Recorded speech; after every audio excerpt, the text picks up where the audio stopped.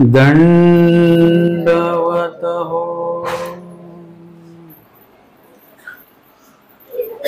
वसमत या ठिकाणी संपन्न श्री ब्रह्मविद्या निरूपण सत्राच्या आजच्या या वासनिकांचा आचार या विषयावरील 7व्या सत्रामध्ये आपण या ठिकाणी स्मरणासंदर्भातला विषय बघणार आहोत. याआधी या सत्रामध्ये आपण विकल्प विकार या दोषांसंदर्भात सुरुवातीला बघितलं. विकार शून्य प्रथमता पाहिलं, विकल्प शून्य त्यापुढे आपण बघितलं. त्यानंतर स्वभाव मात्रे आणि कालच्या 6व्या सत्रामध्ये आपण निरालंबी या वचनावर श्रवणाने चिंतन केलं. विकाराची शून्यता ही तेवढीच आवश्यक आहे, विकल्पाची शून्यता ही आवश्यक आहे. या दोन्हीची शून्यता करण्यासाठी तुम्हाला स्वभाव मात्रे व्हावं लागेल. स्वभाव मात्रे असेल तर विकार विकल्पावर ची शून्यता करणं थोडं सहज सोपं जाईल. आता स्वभावाला मात्रा देण्यासाठी काय करावं लागेल? निरालंबी व्हावं लागेल. जर का आपण निरालंबी झालो, आलिंबन रहित झालो, तर स्वभावाला मात्रा देणं सहज शक्य असतं. आपल्याकडे जर का आलिंबन असेल, पदार्थ खाण्याचे असतील, तुम्ही लक्ष द्या, तुम्हाला एरवी भूक लागत नाही, पण पदार्थ आपल्याकडे जर का असतील बनवलेले तर आपल्याला बरोबर भूक लागते.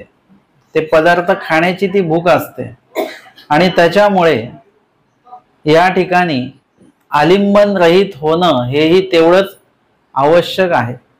जर का आलिंबन रहित झालो आपण तर निश्चितच स्वभावाला मात्रा सहजपणे आपल्याला देता येते. आणि स्वभावाला मात्रा दिली की पुढे विकार विकल्प ची शून्यता सुद्धा त्याच्यामध्येच आहे. म्हणून ह्या सर्व जे काही वचनं आपण पाहिली, ही सर्व वचनं त्याग वाक्य आहेत. विकाराची शून्यता करा, अधविकाराची शून्यता. विकल्प जो आहे त्याची शून्यता करा, स्वभावाला नियंत्रित करा, म्हणजे अनावश्यक जो काही खाणं पिणं वगैरे याचा त्याग करा. आणि आलिंबन रहित व्हा, निरालंबी व्हा, म्हणजे अनावश्यक आलंबन जे आहे ते आपल्या आयुष्यातनं अंतःकरणातनं काढून टाका. हे सर्व काय आहे? त्यागाच्या संदर्भात निरूपिलेली ही सर्व वचनं आहेत. मग आता या सगळ्या दोषरूपी आलिंबनाचा त्याग केला, त्यानंतर पुढे कुठला विधी आहे बरं? ना पुढे काय आहे? देवता स्मरणे, म्हणजे परमेश्वराच्या नामाचं स्मरण. जसं आचार्य प्रकरणामध्ये आधी काय सांगितलेलं आहे? त्याग वाक्याने त्याची सुरुवात झालेली आहे. मुळात म्हणजे आचार्य प्रकरणात स्मरण वाक्याने सुरुवात झाली पाहिजे होती. परमेश्वराला आठवण्याचा विधी आधी सांगितला पाहिजे होता, परंतु तो आधी सांगितला नाही. का बरं? कारण की विशिष्ट काही दोषांचा त्याग केल्याशिवाय गुणाचा स्वीकार तुम्हाला करता येत नाही. जसं ताट तुम्ही कितीही स्वच्छ धुतलेलं आहे, काल धुवून ठेवलेलं आहे, पण आज परत ते घेताना तुम्हाला काय करावं लागतं? त्याच्यावर धूळ येऊन बसत असते. तुम्हाला आधी ते परत धुवून नुसतं धुवायचं आणि कपड्याने पुसून घ्यायचं. त्याच्याशिवाय तुम्ही त्या ताटामध्ये वाढवू शकत नाही. आधी दोष काढावे लागतात आणि मग गुण. शेती संबंधित जर का आपण काही उदाहरण घ्यायचं झालं तर शेतामध्ये त्या जमिनीत जे काही गवत आलेलं असतं ते आधी काढून टाकावं लागतं आणि मग त्याच्यानंतर तिथे योग्य जे काही पीक घ्यायचं त्याचं बियाणं पेरावं लागतं. तुम्ही जर का ते तसंच पेरलं तर ते गवत, तो घास काय करतं? त्या पिकालाही मारून टाकतं. जसं तसं ते पीक येऊ शकत नाही. म्हणजे आधी काय करावं लागतं? आधी काही दोषरूप गोष्टींचा त्याग आधी करावा लागतो आणि मगच गुणाचा स्वीकार होऊ शकतो. त्याशिवाय त्या ठिकाणी जर का दोषांचा त्याग न करता जर का तिथे गुण देऊ म्हटले, आपण चांगल्या गोष्टी देऊ म्हटल्या, तरी सुद्धा त्या दिल्या जातील, पण समोरच्याकडनं त्या घेतल्या जाणार नाहीत. आमच्या स्वामींनी आल्या आल्याच भटो माहीम भटांना पूर्वी प्रकरण सांगितलंही असतं आणि त्यांना ते समजलं नसतं, बीजरूप झालंच नसतं, कारण की अहंकार नावाचा दोष त्यांच्याकडे होता. अन्य साधनाविषयीची बुद्धी त्यांच्याकडे होती. ती आधी स्वामींनी काय केलं, ते दोन्ही दोष काढून टाकले, निरअहंकार केलं, निर्दोष केलं. आणि मग परमेश्वरावर, आमच्या स्वामींवर काहीतरी त्यांची बुद्धी आली, श्रद्धा आली की हे कोणीतरी वेगळे आहेत बरं का, इतरांसारखे नाहीत. हा प्रभाव निर्माण केला स्वामींनी, नव्हे तर तो झाला आपोआप. आणि मग त्यांना स्वामींनी पूर्वी प्रकरणाचं निरूपण केलं, म्हणजे आधी दोष फेडावा आणि नंतर मग गुण सांगावे. म्हणून अशा पद्धतीने अन्य व्यावृत्ती प्रकरण जर का आपण बघितलं तर त्याच्यामध्ये काय सांगितलेलं आहे, आधी तुम्हाला जे कोणी माहिती आहेत त्यांची नावं सांगितली आणि त्यांची नावं सांगून त्यांच्या संदर्भातलं तुमचं ज्ञान तुम्हाला केलं की ह्या देवता आहेत, या परमेश्वर नाहीत. मग त्यांच्यापेक्षा उच्च, ते तर देवता परमेश्वर असतील, त्या सुद्धा देवताच आहेत, त्या परमेश्वर नाही. असं करत करत चैतन्य मायेपर्यंतची साधना या जगामध्ये चालते. कर्मभूमीपासून चैतन्य मायेपर्यंतची साधना चालते. ती सर्वसामान्य, सर्वांनाच माहीत आहे असं गृहीत धरूया आपण. आणि त्यांची नावही माहिती आहे सर्वांना, म्हणून त्यांची आधी माहिती करवली आणि त्या सर्व देवताच आहेत, त्या परमेश्वर नाहीत, अशी अन्य व्यावृत्ती आधी देवाने केली. त्याच्याशिवाय शेवटचं वचन हे सुरुवातीला सांगितलं नाही. शेवटचं वचन हे शेवटीच सांगितलं, कारण की ते जर का सुरुवातीला सांगितलं असतं तर तो प्रभाव चालला नसता. तुम्ही दुकानात जेव्हा जाता तेव्हा तो काय करतो, तो 10 रुपयाची वस्तू दाखवतो तुम्हाला. तुम्ही म्हणता नाही चांगली, मग तो 20 रुपयाची तशीच वस्तू, म्हणजे तेच कपडा असेल 20 रुपयाचा दाखवतो, 30 रुपये 40 रुपये. मग तुम्ही म्हणतात नाही आम्हाला खूप चांगलं घ्यायचं, आम्ही देवासाठी पाहिजे, मग तो 100 रुपयाचा कपडा दाखवतो तुम्हाला.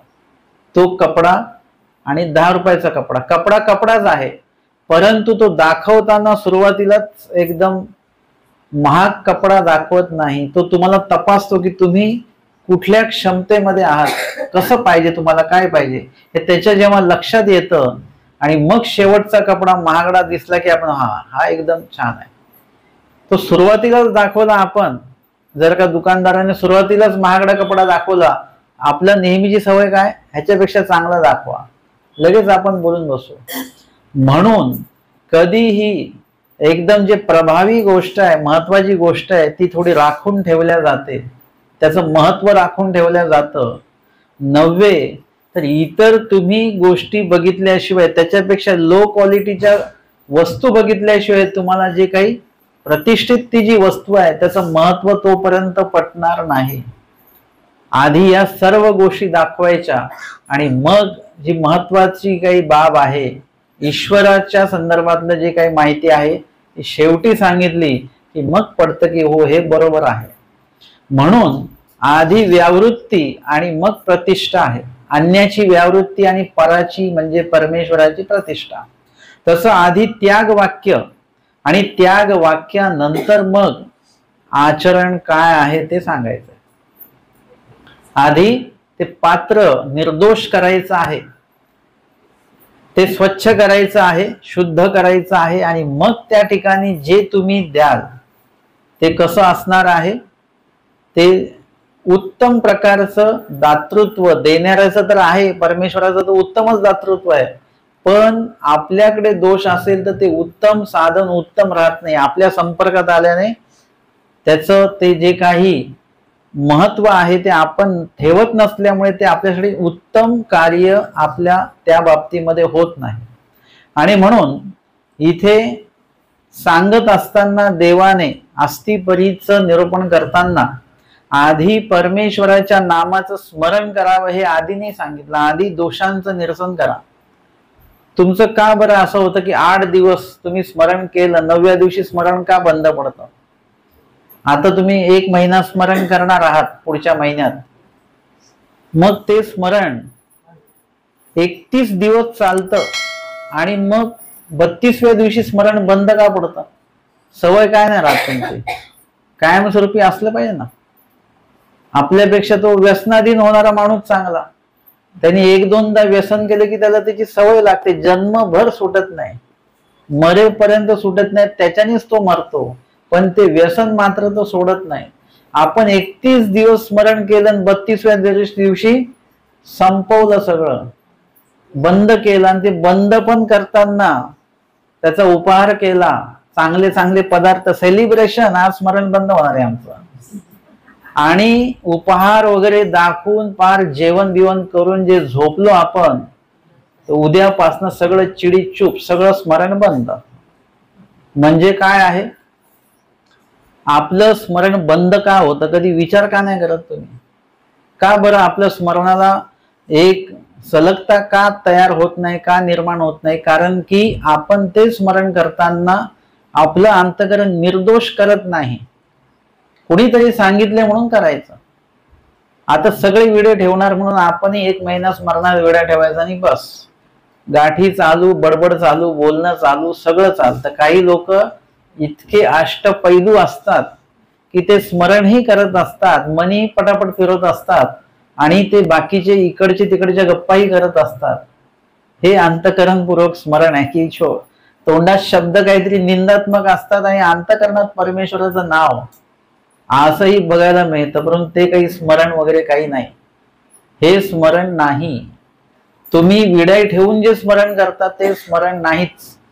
स्मरणाला कसलं बंधन लावतं की नाही ते विडा ठेवला की स्मरण होतं? का बरं असं? जेवणाचं विडा आहे का तुमचा की विडा ठेवल्यानंतरच आम्ही जेवतो, असं आहे का काही? जेवायला तर जेव्हा लागेल, जेव्हा भूक लागेल तेव्हा आपण खात असतो. इतर सर्व गोष्टींसाठी काही बंधनं लावलीत का तुम्ही? नाही. पण देवाच्यासाठी मात्र आपल्याला विडे ठेवावे लागतं, तरच मग आपण ते करतो. असं नसलं पाहिजे. स्मरण हे स्वाभाविक झालं पाहिजे. तुम्ही जसं श्वास स्वाभाविक घेता, तसं स्मरण नाम तुमचं स्वाभाविकपणे तुमच्यामध्ये उतरलं पाहिजे. स्मरणासाठी कुठलाही बहाणा आम्हाला नको.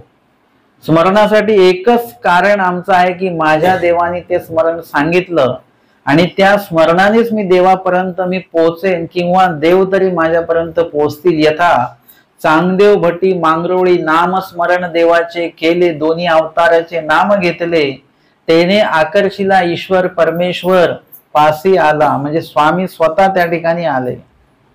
एक तर तुम्हाला तरी बोलून घेतील देव, नाही तुमचं स्मरण जर का चांगल्या उत्तम प्रकारचं असेल तर स्वतः परमेश्वर तुमच्याकडे येतील. यथा बाईसांकडे आमचे स्वामी आले, निळभट्ट भांडारेकरांकडे आमचे स्वामी आले, स्वतःहून आलेले आहेत. चांगदेव भटांच्या कडे स्वामी स्वतःहून चालत आलेले आहेत. इत्यादी अशा अनेक लीळा तुम्हाला बघायला मिळतील. म्हणून तुमच्या स्मरणामध्ये निर्हेतुकपणा पाहिजे. कुठल्याही दिवसाचं किंवा महिन्याचं किंवा कुठल्याही हेतूचं निमित्त करून स्मरण करू नका. तुम्ही स्मरण करतच आहात ना, चांगली गोष्ट आहे. रोजचं अमक्या गाठी 50 गाठी तुम्ही स्मरण करताय, चांगली गोष्ट आहे, वाईट गोष्ट नाही आहे. परंतु त्या महिन्याचं निमित्त ठेवू नका. तुम्ही ईश्वर हेतूने स्मरण करा की जेवढं जास्तीत जास्त स्मरण होईल. फक्त महिनाभर का? देवता स्मरण इथे मध्ये कुठल्याही स्मरणाच्या कुठल्याही वाक्य घ्या, तुम्ही स्मरणाचं कुठलंही वचन घ्या, स्मरणाची कुठलीही लीळा घ्या, त्याच्यामध्ये कुठल्याच महिन्याचा उल्लेख श्री चक्रधर स्वामींनी केलेला नाहीये. कुठलाच महिना नाही. निरंतर सांगितलंय, जेव्हापासून नाम मिळालं तिथपासून तर मरेपर्यंत देवाचं नाव घ्यायचंच आहे. आमच्या महादाईचा त्यांना स्वामींनी हे स्मरण वाक्य सांगितलेलं आहे, स्मरणाचं महत्व सांगितलेलं आहे. आणि अशा पद्धतीने जे असे ते देहांती प्रगटे हे वचन सर्वांना माहिती आहे. जे तुम्ही आयुष्यभर गेलं तेच तुम्हाला देहांती आठवेल. मग जेव्हा महादाईसांचं देहावसान होत आहे तेव्हा भटोबासांनी त्यांना विचारलं की रुपये तुझं देव आठवत असे? आता ही वेळ कुठली मृत्यूची वेळ आहे. देहातनं जात असताना कोणीही आनंदित नसतं, सर्वांना जगायचं असतं. जे बिछाण्यातच पडून आहेत त्यांना सुद्धा जगायचंच असतं, मरायचं कोणालाच नाहीये. मग आता मृत्यू जर का आला, डॉक्टरांनी सांगितलं 48 तास, 6 महिने, 1 वर्ष, मग आपण लगेच ते मृत्यूमुळे म्हणजे 1 वर्षांनी 6 महिन्यांनी मृत्यू सांगितला, आपण 3 महिन्यातच जातो का? आपण मृत्यूचं एक वेगळा ताण घेऊन बसतो. परंतु या ठिकाणी महादाईसा आहेत, महादाईसांची ती शेवटची वेळ जवळ आलेली आहे, देव दर्शनाला ते जाणार आहेत. तेव्हा बटोबास विचारतात, रुपाई तुझं देव आठवत असते, देव आठवतोय का या क्षणाला? ते म्हणाले, हो आठवतो आहे. खरोखर महादाईचा शेवटच्या टप्प्यातही स्मरण त्यांचं सुरू होतं. भटोबासांनी विचार कसं आठवतंय, म्हणजे असं मृत्यू समय देवानी तर सांगितलं अंतकालेच्या मामे, पण कसं काय आठवू शकतं असं? असा अनुभव बघायला मिळाला नाही, ऐकायला मिळाला नाही. जो स्वतः एखादा माणूस मृत्युमुखी होतो आहे त्यालाच ते विचारलं गेलं पाहिजे, इतरांना विचारून थोडीच काय उपयोग आहे. आणि तो प्रसंग भटोबासांच्या समोर की अंतकालेच्या मामे होऊ शकतं का स्मरण? ते म्हणतात हो माझं सुरू आहे. कसं स्मरण करते? आणि मी देवाची लीळा आठवते. कुठली? वज्रीची लीळा, बेलापूरची. म्हणजे आलं लक्षात तुमच्या? देवाच्या लीळेची आठवण हे एक स्मरणच आहे. वेगळं प्रत्येक वेळी नाम घेणं हे स्मरण नाही. नाम घेणं हे नाम जप आहे, हे नामाचं स्मरण आहे. पण आमचे स्वामी लीळेचंही स्मरण सांगतात, मूर्तीचंही स्मरण सांगतात, चेष्टेचंही स्मरण सांगतात. म्हणजे त्यामध्ये तुम्हाला संपूर्ण चतुर्विध स्मरण घडलं पाहिजे. ते कसं घडेल? एक लीळा जर का तुम्ही कुठलीही घेतली ती आठवली तर त्याच्यामध्ये चतुर्विध स्मरण येतं. कुठली लीळा घ्या, त्याच्यात नाम येतं, मूर्ती येते, लीळा येते, चेष्टा येते. कोणी म्हणतं आम्ही नाम आठवले की मूर्ती राहते, मूर्ती आठवली की चेष्टा राहते, चेष्टा आठवली की परत लीळा राहून जाते. म्हणजे चारही गोष्टी एकदाच आठवल्या जात नाहीत. हे कशा आठवतील तुम्हाला?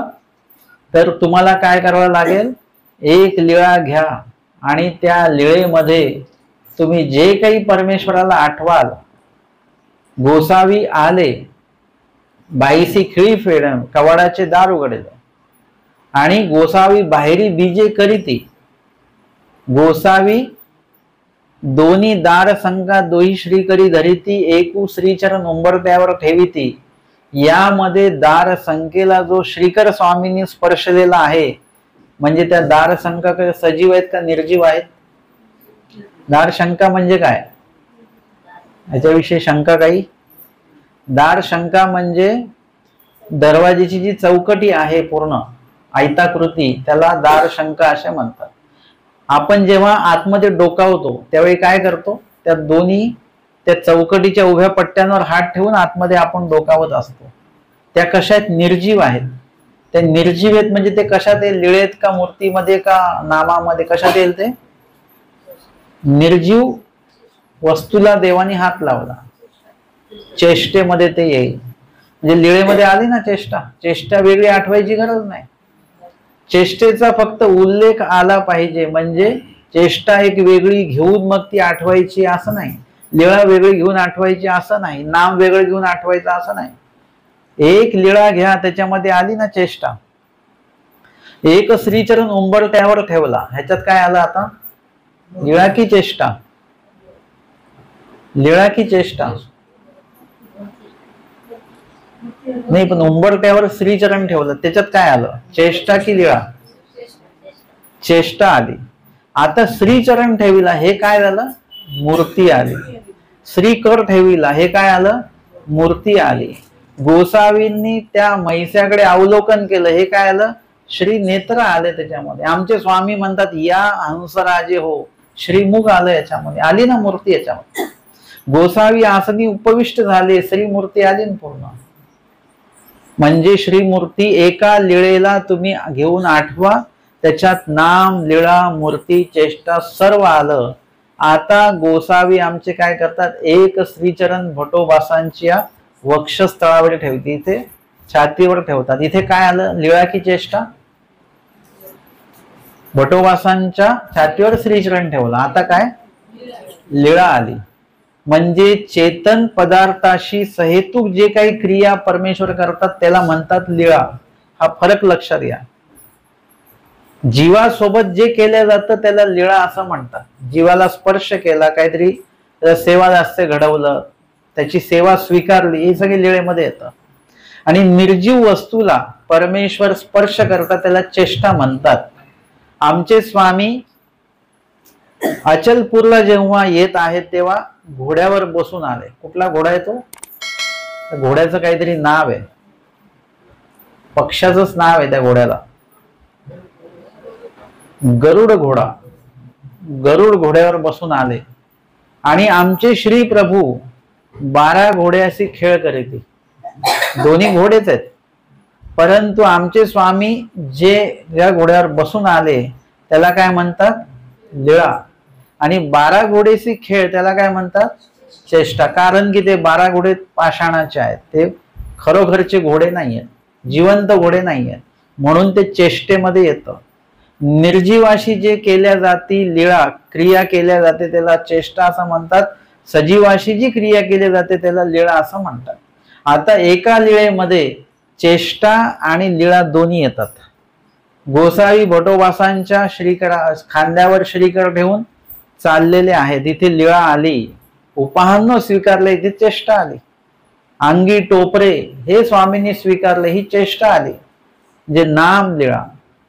आणि नाम तर आपण घेतच आहोत, ज्यांचं नाम घेतलं त्यांची लीळा आपण आठवत आहोत.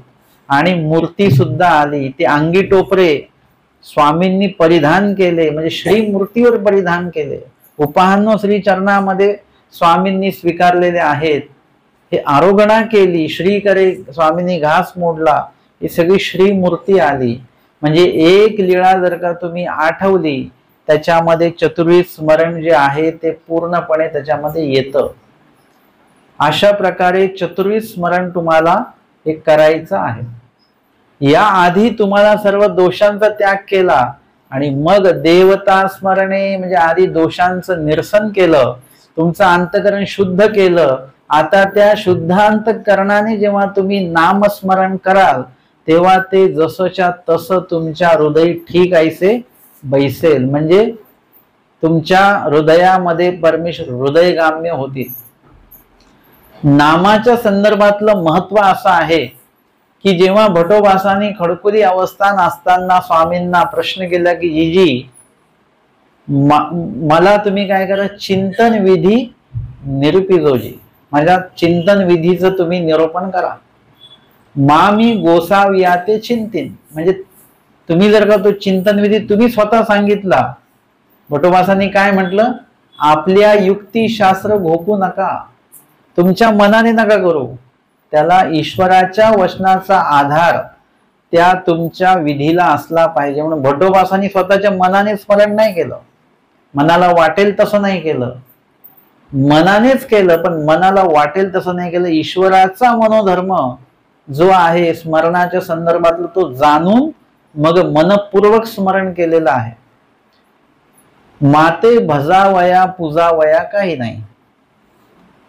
ज्यांना असं वाटतं की आम्हाला देवाला देण्यासाठी काहीच नाहीये त्यांच्यासाठी लीळा इतकी उत्कृष्ट आहे, आणि ज्यांना वाटतं की आमच्याकडे भरपूर काय द्यायला देवाला त्यांच्यासाठी अति महत्वाची लीळा आहे. दोघांसाठी पण, ज्यांच्याकडे देण्यासाठी काही नाही त्यांच्याकडे देण्यासाठी भरपूर काय आहे, दोघांसाठी लीळा अपूर्व अशी लीळा आहे. त्या ठिकाणी ते म्हणतात की माते भजावया पूजावया, काय म्हणजे देवाचं मी भजन म्हणजे भोजनादी पदार्थ द्यावे आणि पूजन म्हणजे फळ पुष्प वगैरे इत्यादी माध्यमातून देवाचं पूजन करावं, या दोन्ही गोष्टी माझ्याकडे नाहीत. देवाचं भजन पूजन करताना वस्तू कोणाची असली पाहिजे? स्वतःची असली पाहिजे, स्वतःची वस्तू देता आली पाहिजे. आता मंदिरात जाताना झाड लागलं कोणाचं, ते फुले पटापट चोरून घ्यायची ते बघण्याच्या आधी, आणि ती फुलं मी आणली म्हणून मंदिरात अभिमानाने व्हायची, याला अर्पण म्हणत नाही. याला काय म्हणतात? हे चुकीची गोष्ट आहे. तुमची स्वतःची वस्तू असली पाहिजे देण्यासाठी, तर ते दान जसं तसं घडत असतं. मग त्या वेळेला स्वामींनी त्यांना सांगितलं परमेश्वर काहीसे नाही भजावा पूजावा न लगे. जसा प्रश्न आहे त्याचं लगेच तंतोतंत तसं उत्तर आहे. ही लीळा आमच्या लीळा चरित्रातली खूप महत्वाची लीळा आहे, पण ही लीळा कोणीच वाचत नाही. वाचली तरी ती लक्षात घेत नाही की त्या लीळेमध्ये सांगितलेलं काय आहे. इतकं अपूर्व सांगितलं. आपण इकडे देवाच्या नावाखाली काय काय विधी आपण मांडून बसलेलो आहोत. ते 1.25 लाख फुलं काय, 1000 दिवे काय, अजून काय काय असतात गोष्टी. मग ह्या गोष्टी कुठे? आणि चक्रधर स्वामी म्हणतात देव काहीसेन भजावा पूजावा न लगे. परमेश्वर अशा वस्तूंनी त्याचं भजन पूजन होत नसतं. असं मी ते सांगितलं उदाहरण की लहान मुलांच्या खेळण्यातले पैसे आहेत, त्या मुलासाठी ते पैसे खरे असतात की खोटे असतात? त्या मुलासाठी खरेच असतात बरं का ते पैसे. तो ते पैसे आपल्याला देतो. आता आपल्यासाठी ते पैसे खरे की खोटे? त्याला काय वाटतं की मी आमका आईला एवढे 50 रुपये दिलेत माझे, आता ते 50 रुपये दिलेत त्याच्यासाठी झाले 50 रुपये, आमच्यासाठी काय झाले? ते खोटे पैसे आहेत सगळे. खरे पैसे आहेत का ते? नाही. तसंच आहे की तुम्ही जे पैसे देवाला अर्पण केले, तुमच्यासाठी पैसे, देवासाठी काय? देवासाठी पैसे आहेत का ते? तुम्ही देवाला सोनं अर्पण केलं, तुमच्यासाठी सोनं आहे. देवासाठी काय आहे? आमच्याकडे लीळा धडधडीत आहेत, परंतु आम्ही त्या लीळांकडे सोयीस्करपणे दुर्लक्ष करतो की त्या राजाने जेव्हा आमच्या स्वामींना सोन्याची ती वाखारी अर्पण केली, आमच्या स्वामींनी काय केलं?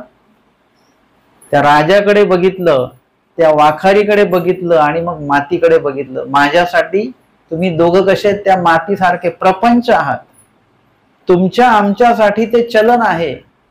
ते चलन घेऊन तुम्ही दुसऱ्या देशात जा बरं, कोणी उभं करेल का तुम्हाला? तुम्ही 10 रुपयाची नोट नाही तर 100 रुपयाची नोट घेऊन जा बरं दुसऱ्या देशामध्ये, कोणी तुम्हाला उभं करणार नाही. तिथलं ते चलन नाहीये, तिथे कागद येतो, इथे ते पैसा आहे. अर्थातच तुम्हाला काय अर्पण करायचं ते करा. तुम्हाला काही विडा ठेवायचा तो ठेवा, तुम्हाला काही द्रव्य अर्पण करायचं ते द्रव्य अर्पणही करा. परंतु लक्षात घ्या, तुम्ही या माध्यमातून आमचं पूजन करू शकता, परंतु देवाचं पूजन मात्र करू शकत नाही. देवाचं पूजन होत नाही. तुमच्या 10-20 रुपयाने मी खुश होईल, परमेश्वर प्रसन्न होणार नाहीत. 10-20 तुम्ही म्हटले आज 50 रुपये ठेवले, परमेश्वर खुश होतील का? आज 50 रुपये आले बरं का. परमेश्वराला प्रसन्न करण्याचा विधी कुठला आहे? तो लीळा चरित्रात आलेला आहे, सूत्रपाठात आलेला आहे, आमच्या आचार प्रणालीमध्ये तो आलेला आहे. तो आम्हाला, इतरही तुम्ही जे विधी करतात ते करत राहा. कारण की ते काय होतं, मी असं एवढं स्पष्ट बोलले की काही लोक म्हणतात ते काही सांगतात सागर दादा. मी काहीतरी सांगतोय का? इथे लीळेतलेच वाक्य आहेत, लीळेचे शब्द आहेत की देव काहीसेन भजावा पूजावा ना लगे तो अंतर्गाम्य. परमेश्वराला जर का प्राप्त करायचं असेल तर त्याला हृदयामध्येच तुम्हाला आणावं लागेल. हृदयात कसं आणणार देवाला? कसं आणणार? स्मरणाच्याच माध्यमातून आणावं लागेल. दुसरं कुठलं माध्यम आहे का? दुसरं कुठलंही माध्यम नाहीये की जेणेकरून तुम्ही त्या ठिकाणी देवाला त्या ठिकाणी घेऊन याल की देवाला त्या ठिकाणी आठवाल. असं कुठलंही माध्यम नाही. त्यासाठी स्मरणच तुम्हाला त्या ठिकाणी करावं लागेल. आणि म्हणून इथे स्वामींनी सांगितलं की परमेश्वर जे आहेत ते काय करावं लागेल? तो काहीसेन पूजावा भजावा लागेल, तो अंतर्गाम्य. त्या परमेश्वराला अंतर्गाम्य करावा लागेल. अंतर्गाम्य कसा करावा लागेल? कसा होईल? तो स्मरणे चिंतने आठवणे मनने कीर्तने पूज्य भज्य किंगा.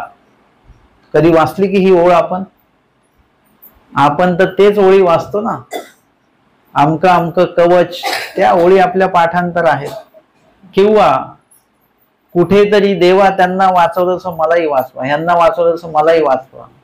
हे कुठलं रडगाणं आहे? हे लहान मुलांसारखं आहे. लहान मुलाला आईनी जर का एका मुलाला लाडू दिला तर दुसरा मुलगा पण रडतो, मला पण लाडू पाहिजे. त्याला दिला तर मलाही पाहिजे. तुला भूक आहे का? मला भूक नाहीये. खायचं आहे का? नाही, खायचंही नाहीये. मग लाडू पाहिजे कशाला ना? त्याला दिला म्हणून मलाही द्या. पण त्याला का दिला लाडू? त्याने अभ्यास पूर्ण केला म्हणून त्याला लाडू दिला. तू अभ्यास पूर्ण कर, तुलाही लाडू मिळेल. तसं स्वामींनी कुणाला तरी वाचवलंय तर त्यामागे काहीतरी कारण आहे ना. कारण की त्यांनी त्या प्रकारचं आचरण केलेलं आहे म्हणून स्वामींनी त्यांना वाचवलं, म्हणून स्वामींनी त्यांना सहाय्य केलं, म्हणून स्वामींनी त्यांच्याकडे शिदोरी पाठवली. जर का भर तापत आमचे भटोबा जर का नेवाशाला गेलेच नसते तर शिदोरी पाठवली असती का? आपण देवाला विनंती, देवा त्यांना शिदोरी पाठवली तशी मलाही पाठवा, पण आपण भर तापात कुठे गेलोय का? आपण थोडं ऊन वाढलं की कुठेही जात नाही, आपण देवा धर्माला जात नाही, काहीच नाही. आपला पायाचा अंगठा दुखत असेल तर आपण त्या दिवशी आपली देवपूजा करत नाही, माझा पायाचा अंगठा दुखतोय. म्हणजे आपण किती बहाणे शोधतो आणि त्या माध्यमातून देवाला आपण लांब लांब ठेवण्याचा प्रयत्न करतो. म्हणून हे वाक्य खूप महत्वाचं आहे लीळा चरित्रातलं, आणि ते श्रीमुखे पारायणातली जी वाक्य असतात ती जीवाने लिहिलेली असतात, आणि लीळा चरित्रातली जी वाक्य आहेत ती स्वतः स्वामींनी म्हटलेली आहेत. कुठल्या वाक्याला महत्व द्यावं? एखादा साध्या कोऱ्या कागदावर लिहिलेला असेल की मी माझी सगळी संपत्ती यांना दान करतो आहे, आणि एखाद्या स्टॅम्प पेपरवर लिहिलेला असेल, कशाला महत्व आहे? स्टॅम्प पेपरला महत्व आहे, तर कोऱ्या कागदाला काही महत्व नाही. म्हणजे कुणाच्या वाक्याला महत्व द्यावं हे पण तुम्ही आयुष्यामध्ये ठरवून घ्या, कशाला महत्व द्यावं. एखादी वस्तू स्वस्त मिळते खाण्याची आणि एखादी महाग मिळते तशीच. म्हणजे लक्षात घ्या की लगेच आपण स्वस्त भेटणारी वस्तू घेतो खायची, ती वस्तू स्वस्त का भेटते याचा विचार करा. ती गोष्ट महाग का मिळते, तीच वस्तू तशीच वस्तू दुसरी, कारण की त्याच्यामध्ये दर्जा आहे. ह्या वस्तू म्हणजे जी स्वस्त मिळते त्याच्यात दर्जा कमी झालेला असणार आहे, त्याच्यामध्ये तो वाढलेला आहे म्हणून तो महाग आहे. तसं आपल्याला परमेश्वराच्या वाक्यातलं जे महत्व आहे ते समजून घ्यावं लागेल की तो स्मरणे, चिंतने, आठवणे, मनने, कीर्तने, पूज्य, भज्य, किंगा, लीळा चरित्रामध्ये नामाचे 10 ठाय तथा पंचकृष्ण निरूपण ही जी लीळा आहे या लीळेमध्ये सगळं आलेलं आहे. कधी वेळ भेटला तर नक्कीच ती लीळा तुम्ही वाचून काढू शकता, त्याचं चिंतन करू शकता. स्मरणे, चिंतने, आठवणे, मनने म्हणजे काय? नाम, लीळा, मूर्ती, चेष्टा. स्मरण, चिंतन, आठवण, मनन. स्मरणे म्हणजे नामाचं स्मरण, स्मरणे चिंतने म्हणजे लीळेचं चिंतन करावं लागेल. लीळेचं वाचन नाही करायचं, नुसतं वाचन नाही करायचं, नुसतीच चर्चा नाही करायची लीळेची, वाचनही करायचं, चर्चाही करायची आणि चिंतनही करायचं की ह्या लीळेमध्ये काय चिंतन आहे. आमच्या भटोबासांनी जेव्हा ते नेवाशाला निघाले गेले, स्वामी म्हटले शिदोरी हवी का? ते म्हटले नको शिदोरी. भूक नव्हती. का नव्हती भूक? ताप असलेल्या माणसाला भूक लागत नाही. भूक लागली की समजायचं की ताप गेलेला आहे. आता त्यांनी नाही म्हटलं, स्वामींनी शिदोरी काही दिली नाही आणि ते निघाले पुढे पुढे. स्वामींनी त्यांना शिदोरी नाही दिली पण शिदोरी पाठवली, हातात त्यांच्या नाही दिली पण त्यांच्यासाठी कुणाच्या तरी हाती आमच्या स्वामींनी शिदोरी पाठवली. पुढे गेले, ताप निघून गेला, घाम आला, हातपाय धुतले, बसले, भूक लागली, लक्षात आलं आणि स्वामी म्हणत होते बरं का, शिदोरी घ्या, मी घेतलीच नाही, आता भूक लागली, आता काय करायचं. तेवढ्यात ते आले वामनमती वेळात. त्यांनी भटो जेवाल? ते म्हणाले हो, पण जेवायला काहीच नाही. ते म्हणे स्वामींनी तुमच्यासाठी शिदोरी पाठवलेली आहे. त्या लीळेमध्ये जे वाक्य आहे की गोसाव्यांसी माझी चिंता, ही लीळा जेव्हा तुम्ही एकांतात वाचाल ना तेव्हा त्या वाक्य वाचताना तुमच्या डोळ्यात जर का पाणी आलं तर समजायचं त्या लीळेमध्ये तुम्ही आहात, कुठेतरी उपस्थित झालात. ती लीळा वाचताना इतकं महत्वाचं वाक्य आहे की गोसाव्यांसी माझी चिंता. देवाला माझी किती चिंता आहे. आपल्यासारखे दोषच व्यक्ती असतील तर ते आपण तर पहिलेच देवाशी भांडू की देवा मला एवढा ताप आलाय, डॉक्टरला बोलवा, ऍडमिट करा, आणि तुम्ही तर मला नेवाशाला पाठवता. तेही चालत जायचं. आपण गेलो असतो का? आपण म्हटलो असतो मी देवा गेलो असतो पण मला ताप आहे, मग उद्या जातो मी, किंवा ताप गेल्यानंतर जाईन. भटोबासांनी कुठलाही पर्याय स्वीकारला नाही. ठीक आहे जायचं का, निघतो, जातो, लगेच गेले. पण म्हणजे स्वामींच्या आज्ञेचं पालन केल्यामुळे काय झालेलं आहे की त्यांच्याकडनं त्याचं चिंतनही घडलं त्या लीळेचं.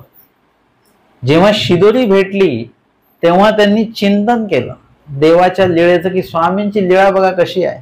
भर तापात मला पाठवलं आणि वरून मला काहीही कुठल्याही प्रकारे म्हणजे काही सुचणार नाही वगैरे असं जे काही मी म्हटलो तेव्हा स्वामी म्हटले नाही, तुम्हाला सुचणार नाही असं काही नाही. म्हणजे काय काय घटना घडलेली आहे मगाचपासून इथे येईपर्यंत सगळ्याचं चिंतन केलं त्यांनी, आणि त्या चिंतनाचं फलद्रुपता काय झाली की यातनं माझं भलं आहे, देव माझं भलंच करता आहेत, हे त्याच्यातनं आलं सर्व.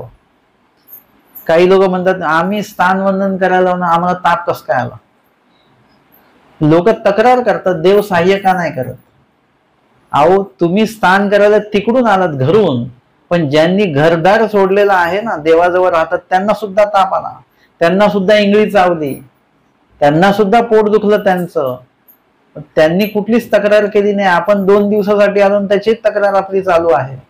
भट्टोबासांनी तक्रार नाही केली, चिंतन केलं. म्हणून म्हटलं की चिंतनाचा लाभ होतो. चिंतन जर का नाही केलं तर तुम्हाला या ज्ञान श्रवणाचा लाभ होणार नाही. मग तुम्ही म्हणता की बाबा तुम्ही असं सांगता, ते तसं सांगता. मग तुम्ही आता सगळ्या गोष्टींना हो हो म्हणता, उद्यापासून परत तुम्ही तुमच्याच पद्धतीने चालता. हे का बरं? कारण तुम्ही चिंतन हा प्रकार करत नाही. चिंतन नाही केलं तर काहीच त्याच्यातनं प्राप्त होत नाही, कितीही निरूपण आहे का. भट्टोबासांनी चिंतन केलं म्हणून स्वामी सांगतात स्मरणे चिंतने, स्मरणही करा, चिंतनही करा, आठवणे मनने, आठवण ठेवा. कसली? नामदेळा मूर्तीची आठवण. हे देखिले तैसे आठ विजे, वचन प्रमाण त्याला आलं. नाम लीळा मूर्ती चेष्टेचं काय? स्मरणे चिंतने आठवणे मनन. मनन म्हणजे सतत मनामध्ये, सर्व भाग एकच आहे तो. अंतःकरणामध्ये तुम्हाला परमेश्वराची नाम लीळा मूर्ती चेष्टा स्मरण चिंतन मनन सगळं सतत असलं पाहिजे, तर तुम्हाला सलग स्मरण घडतं. अखंडित खंड पडू न देता तुमचं स्मरण चालू राहतं. जसं ते काल म्हणाले की बाबा एकाच वेळेला 2 क्रिया कशा घडतील, सेवा दास्यामध्ये स्मरण कसं घडेल. आपण कधी बारकाईने लक्ष दिलं की आपण सगळी कामं करतो, आपण आनंदातही असतो, आपण भांडतोही, आपण झोपतोही, आपण कोमातही जातो. आपला श्वास कधी बंद पडतो का? कोमात गेलेला माणूस सुद्धा श्वास घेत असतो, गाढ झोपलेला माणूस पण श्वास घेतो. एकाच वेळी 2 क्रिया चालू आहेत की नाही सांगा. झोपही सुरू आहे, स्मरणही सुरू आहे. तसंच आहे की तुम्ही कुठल्याही कार्यामध्ये असा, तुमचं स्मरण हे कधी खंडित होत नसतं. आणि मग स्वामींनी आमच्या पुढे त्यांना काय सांगितलेलं आहे, नामाचे 10 ठाय सांगितले. 5 गुणनामी त्रिकाळ स्मरिजे, म्हणजे 5ही नामाचं स्मरण तुम्ही करू शकता. ते तुमच्यासाठी लाभदायकच आहे. प्रत्येही परमेश्वरा ते आठवावे, प्रत्येक वेळी आणि प्रत्येकाने परमेश्वराला आठवायचंच आहे. असं नाही की साधूंनीच आठवायचं, ग्रस्तांनी आठवायचं ना, असं नाही. सगळ्यांसाठी तो विधी आहे. आणि 5वे ते निरंतर, 5वं नाव जे सांगितलं नाम, ते परमेश्वराचं म्हणजे श्री चक्रधर स्वामींचे निरंतर अंतर पडू न देता, खंड पडू न देता ते नाम तुम्हाला सलग आठवत राहायचं. सकाळपासून तर रात्री झोपेपर्यंत, परत सकाळी उठल्यापासून रात्री झोपेपर्यंत 5वं नाव मुखामध्ये असलंच पाहिजे. हे कोणी सांगितलं? श्री चक्रधर स्वामींचं वाक्य आहे हे माझं वाक्य नाही. मग तुम्हाला आता अजून कोणी कोणी काय काय सांगत असेल तर ते वाक्य देवाचं आहे का जीवाचं आहे हे पहिले पडताळून बघा. मला जर का कोणी विचारलं तुम्ही 5वं नाव कसं काय सांगता बरं, 5वंच नामाचं स्मरण करा, तर त्याचं वचन प्रमाण आहे. 5वे ते निरंतर असं स्वामींचं वचन आहे. आता तुम्हाला अजून कोणी काय सांगत असेल की मधल्या काळात श्रावण महिना आला का मग पहिल्या अवताराचं स्मरण करा, पण विहित काय आहे आम्हाला, विहित काय आहे हे आहे 5वे ते आम्हाला विहित केलेलं आहे. जेव्हा तुम्ही तत्वज्ञानाचा अभ्यास कराल ना, तेव्हा हा महानुभाव पंथ तुम्हाला कळेल, त्याची आचार प्रणाली कळेल. हे तुम्ही कोणीतरी काहीतरी सांगतंय आणि मग ते आपण घेतोय सोडतोय, घेतोय सोडतोय, असा हा पंथ नाही. हा ज्ञान मार्ग आहे. या मार्गाशी म्हणजे ज्ञान मार्गाशी श्री दत्तात्रय प्रभू आदी कारण सांगितलं. इथे यायचं असेल तर ज्ञानाच्या आधारेच या, ज्ञानाच्या आधारेच तुम्ही राहा, ज्ञानाचा अभ्यास करा, तत्वज्ञानाचा. कारण की आमचे स्वामी म्हणतात की ज्ञानी विन वैराग्य काहीच उपयोगाचं नाही. ज्ञानाशिवाय ज्ञान उपयोगाचं नाही, ज्ञानाशिवाय भक्ती सुद्धा उपयोगाची नाही. त्या सर्व गोष्टींना ज्ञान असणं तेवढंच गरजेचं आहे. आणि मग पुढे नामे वेद, नामे बोध, नामे अनुसरण, नामे स्मरण, हे सर्व जी काही नामाच्या संदर्भातले 10 लाभ आहेत ते आमच्या स्वामींनी आम्हाला सांगितलेले आहेत. कुठल्याही प्रकारचं काही संकट आलं, या लीळेच्या शेवटी स्वामी सांगतात, ऐसाही विघ्न आल्या, येथीचे नाम जे आहे त्या नामाचं स्मरण करा, असं स्वामी सांगतात. कुठलंही विघ्न येऊ. आता विघ्न कुठलं असू शकतं? भरपूर प्रकारची विघ्न असू शकतात. आमच्या निळभट्टांना इंगळी चावली. तुम्हाला चावली कोणाला इंगळी? विंचू चावला कोणाला काही? त्याच्या वेदना काय असतात? एखाद्याला विंचू चावलं, त्याला विचारा किती दुखतंय, तो म्हणतो खूप. खूप म्हणजे किती? हे म्हणजे मामाजी आम्हाला सांगायचे उदाहरण की तुम्हाला तो अनुभव समजेल का, त्याला किती दुखतंय विष चढताना. ते तुम्हाला स्वतःला जेव्हा तेव्हा चावेल तेव्हाच कळेल की काय विंच दंशाची, इंगळी दंशाची वेदना काय असते हे तुम्हाला कळेल. विंचवापेक्षा पण इंगळी दंशाची वेदना ही मोठी असते, त्याच्यात मृत्यू होऊ शकतो. अशा या वेदनेमध्ये आपण देवाची स्तुती करायची शक्यच नाही. आपला ताप आला तरी आपल्या हातामध्ये गाठी राहते का? अशक्तपणा आहे, डोळे बंद होत राहतात, स्मरण होत नाही, काही होत नाही, अशी परिस्थिती आहे. आपल्याला तर मुंगी चावली तरी आपण 10 लोकांना दाखवतो, मुंगी चावली मला, मुंगी चावली मला. मुंगी चावल्याच्या पण वेदना असतात बरं का. एवढीशीच मुंगी चावली, परंतु ते जर का थोडं सुजलं तरी त्याच्या वेदना होत असतात आपल्याला. आणि आमच्या निळभट्टांनी इंगळी दंशाची वेदना जी आहे ती सहन केलेली आहे. सहन होत नव्हती, दुखत होतं, ते जीवच आहेत. त्यांनी काय उपाय शोधला? देवाच्या नामाचं स्तुती करूया, देवाची स्तुती करूया आपण. म्हणजे काय झालं? देवाच्या स्तुतीचा प्रभाव एवढा वाढवला, आनंद एवढा वाढला की दुःखाची जाणीव नाहीशी झाली. एक प्रकारे म्हणजे दुःख नाही कमी झालं, दुःखाची जाणीव नाहीशी होऊन गेली. जसं एखाद्या त्या सरबतामध्ये जर का 10 चमचे साखर टाकली, 1 ग्लास सरबत आणि 10 चमचे साखर, किती गोड होईल ते? आता त्याच्यातनं साखर काढून घेता येते का? त्याच्यात काय करायचं मग? त्याच्यामध्ये 5 ग्लास अजून शरबत वाढवा, फिक्क शरबत टाका, काय होईल? समतोल होईल. अजून 5 ग्लास टाका, फिक्क होऊन जाईल ते. साखर काढली का तुम्ही? साखर नाही काढली, त्याच्यामध्ये उलट पाणी टाकलं अजून, साखरेची जाणीव नाहीशी झाली. साखर तशीच आहे पण त्याची जाणीव नाहीशी होऊन गेली, गोडवा त्यातला कमी झाला.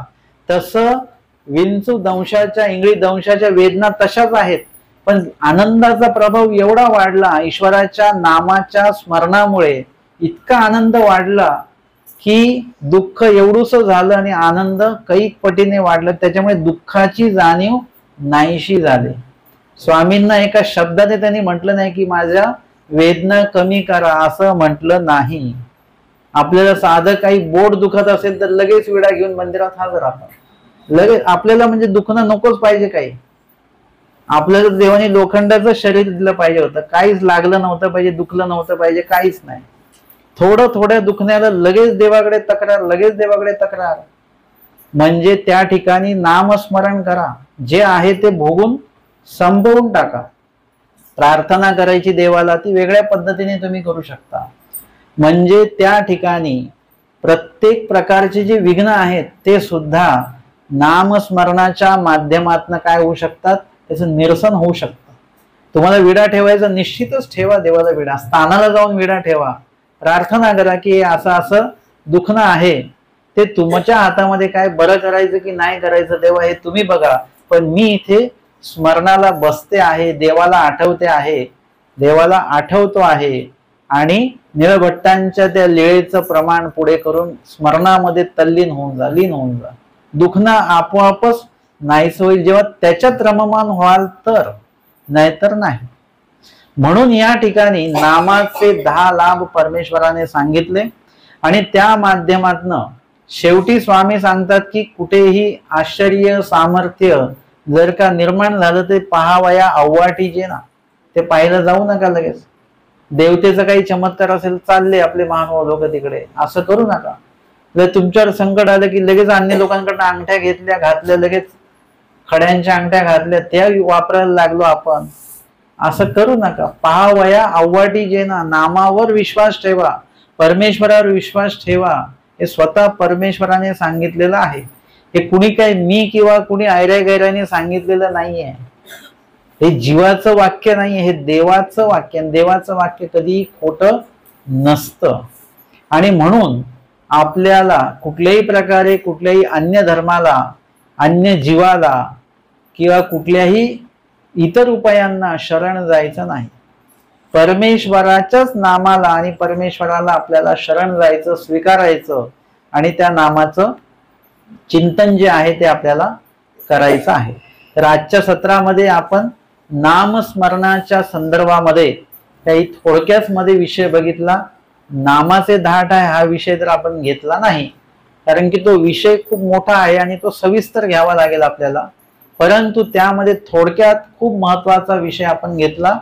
कमीत कमी इतकं ऐकल्यानंतर तरी आपण इतर सगळ्या उपायांपासनं स्वतःला दूर करू किंवा ते उपाय आपल्यापासून दूर करू आणि परमेश्वराचं जे नाम स्मरण जे श्रीमुखे देवाने सांगितलंय त्या विधीचा आपण निश्चितपणे स्वीकार करू, अशी या निरूपणाच्या माध्यमातनं परमेश्वराचा जो हेतू आहे तो आपण साध्य करूया. आजच्या या वासनिकांचा आचार या 7व्या सत्रामध्ये आज आपण या ठिकाणी देवता स्मरण या अस्तिपरीतील वचनावर श्रवण आणि चिंतन केलेलं आहे.